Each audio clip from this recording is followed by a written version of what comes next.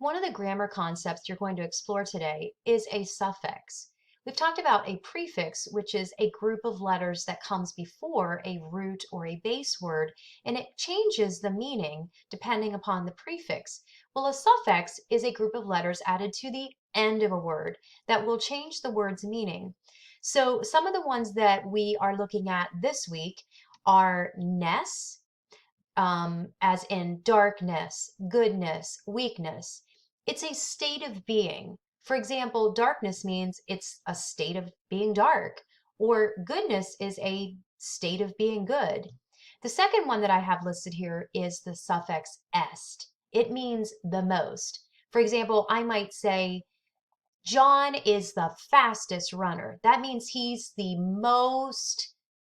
highest. You can't go any higher. Or the nicest. It's not just she's nicer. No, the nicest. It's the most. Or happiest, okay? Means that you can't be any happier. It's the happiest I've ever been.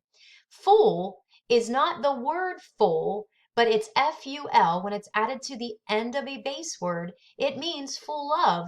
Look at this one. Beautiful. Now look closely.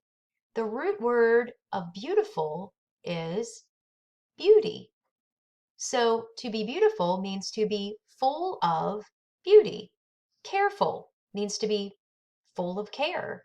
Harmful would be, well, full of harm.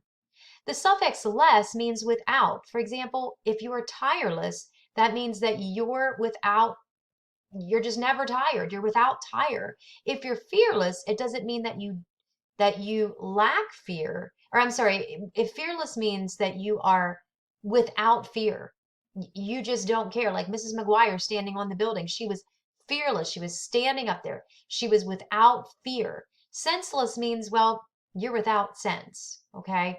And the ly added to the root or a base word makes it an automatic adverb. Okay, a verb is those action words or being words in a sentence. An adverb tells us more about the verb. For example, likely. She may likely, it's modifying the verb, or badly or angrily. What you're going to do now is go into McGraw-Hill and go into Wonders, and I want you to find this game and play it.